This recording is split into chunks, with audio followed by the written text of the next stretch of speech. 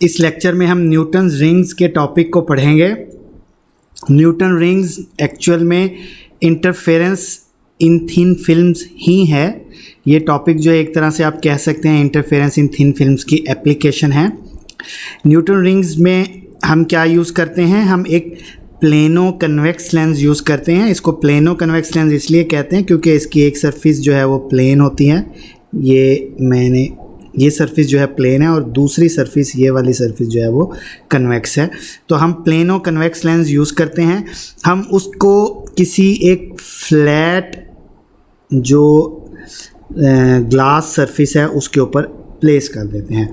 यानी ये हमारे पास एक फ्लैट, ये देखें ये फ्लैट है, ये और नीचे ये ग्लास है, ठीक है ना। ये फ्लैट ग्लास सरफेस के ऊपर हमने क्या प्लेस कर दिया, एक प्लेनो कन्वेक्स लेंस को हमने प्लेस कर दिया। अब अगर आप इस डायग्राम को देखें तो इस डायग्राम में ये आपके पास लेंस जो है वो एक ग्लास है, इसका कोई रिफ्रैक्टिव इंडेक्स n होगा। ये नीचे जो फ्लैट ग्लास सरफेस है इसका भी कोई रिफ्रैक्टिव इंडेक्स होगा, इसे आप n प्राइम कह लें। और चूँकि ये प्लेनो कन्वेक्स है तो इसकी जो ये बॉटम की कर्व सरफेस है जो कि कन्वेक्स सरफेस है, इसके और ग्लास सरफेस के दरमियान यहाँ पर एयर है। ये देखें ये जो सारा रीजन है इसमें एयर है, इसी तरह इसमें यहाँ पर इस सारे रीजन में ये एयर है। अब ये जो एयर है ये air as a thin film act करती है, यानी थिन फिल्म ऑफ एयर, इसे हम कह सकते हैं थिन फिल्म ऑफ एयर। तो अब ये चूँकि एक थिन फिल्म की तरह है तो इस थिन फिल्म से आपके पास जो इंटरफेरेंस आएगी वो इंटरफेरेंस इन थिन फिल्म के अकॉर्डिंग ही होगी, उसकी कंडीशंस वही होंगी जो इंटरफेरेंस इन थिन फिल्म्स वाली हैं। तो अब लाइट रे इस तरह आएगी, प्लेनो कन्वेक्स की प्लेन सरफेस से रिफ्रैक्ट होकर बॉटम सरफेस पर पहुंचेगी, यहाँ से रिफ्लेक्ट होगी एक लाइट रे, इसको हमने लाइट रे 2 का नाम दे दिया।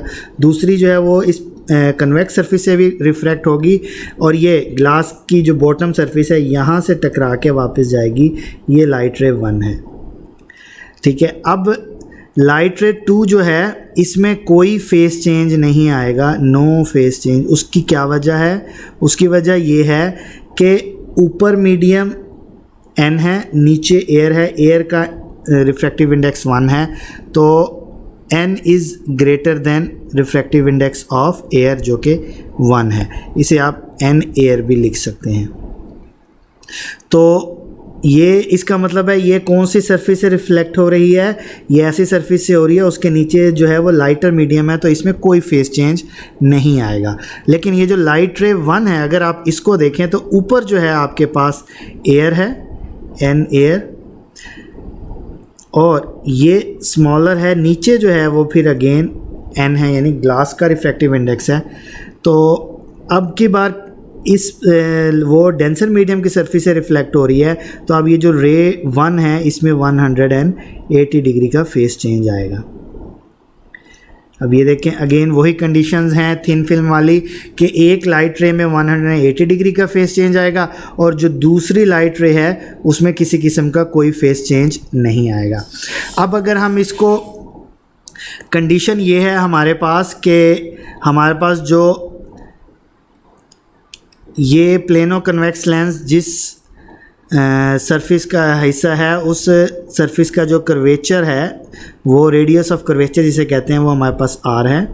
ये सेंटर पॉइंट जो है वो लेंस का वो हमारे पास O है। ये कोई आर्बिट्रेरी पॉइंट है, तो हमारे पास कंडीशन क्या है अगर हमने इंटरफेरेंस को स्टडी करना है कि ये जो r है यानी इस पॉइंट P का इस सेंटर से डिस्टेंस, और ये जो रेडियस ऑफ कर्वेचर है r, यानी आपके पास जो r है ये very very greater than small r हो। और हम इसे ऊपर से अगर स्टडी करें, अबव से अगर हम इस पैटर्न को स्टडी करें तो हमारे पास इस तरह के रिंग्स आएंगे। ये देखिए एक ब्राइट रिंग है, फिर एक डार्क रिंग है, फिर ब्राइट रिंग है एंड सो ऑन। सेंटर में एक डार्क स्पॉट है, फिर ब्राइट रिंग है, फिर डार्क रिंग है एंड सो ऑन। तो ये सबसे पहले चूँकि न्यूटन ने डिस्कवर किए थे तो इसलिए हम इन्हें क्या कहते हैं, न्यूटन्स रिंग्स कहते हैं।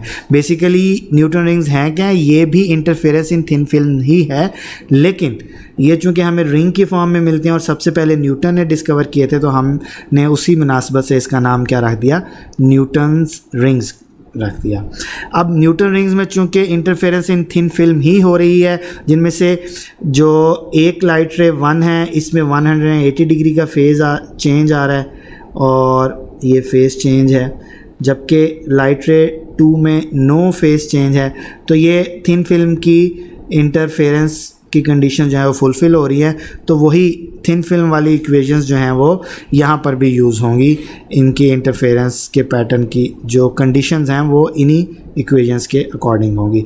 ये जो हमने लास्ट लेक्चर में अपने स्टडी किए थे, यानी ये दोनों इक्वेशंस। अब अगर हम थोड़ा सा ज्योमेट्री को देखें अगर हम थोड़ा सा ज्योमेट्री को देखें तो हमारे पास इस रेडियस ऑफ कर्वेचर का जो सेंटर पॉइंट है, यहाँ से हमने एक परपेंडिकुलर ड्रॉ किया इस पॉइंट O के ऊपर, और एक ये R है, इस R से हमने मिला दिया। तो अगर अब हमने इस स्मॉल r की वैल्यू कैलकुलेट करनी है तो वो हमारे पास इसके इक्वल आएगी, यानी m lambda capital R over n under root. तो ये हमें क्या वैल्यू देगा, ये वैल्यू हमें देगा रेडियस ऑफ द रिंग देगा, यानी ये जो हमारे पास रिंग्स बन रहे हैं इंटरफेरेंस पैटर्न के नतीजे में, तो इन रिंग्स का हमें क्या देगा, रेडियस देगा। अब ये जो फार्मूला है ये हमें एक डार्क रिंग का जो है वो फर्स्ट डार्क रिंग जो है, ठीक है, उसका रेडियस हमारे पास इस फार्मूले से आएगा। अब अगर हम इस फार्मूले में देखें तो अगर हमारे पास वेवलेंथ पता है तो हम r अगर अननोन है यानी रेडियस ऑफ कर्वेचर वो फाइंड आउट कर सकते हैं अगर हमारे पास वेवलेंथ हमें पता हो, और इसी तरह अगर हमारे पास रेडियस ऑफ कर्वेचर हमें पता हो तो हम लैम्डा को फाइंड आउट कर सकते हैं इसी मेथड को यूज़ करते हुए। अब ये न्यूटन रिंग्स की एप्लीकेशन क्या है, ये न्यूटन रिंग्स कैसे यूज़फुल हैं।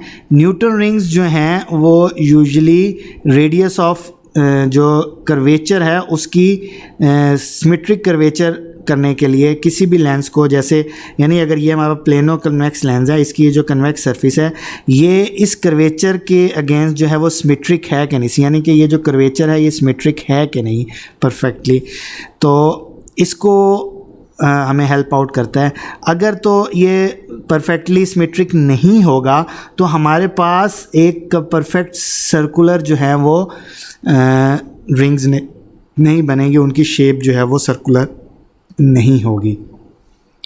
तो फिर हम क्या करेंगे, हम इसको ग्राउंड करेंगे, यानी यहाँ पे थोड़ा सा किसी चीज़ से रब करेंगे ताकि इसकी सरफेस को हम उसके कर्वेचर को सिमेट्रिक कर सकें।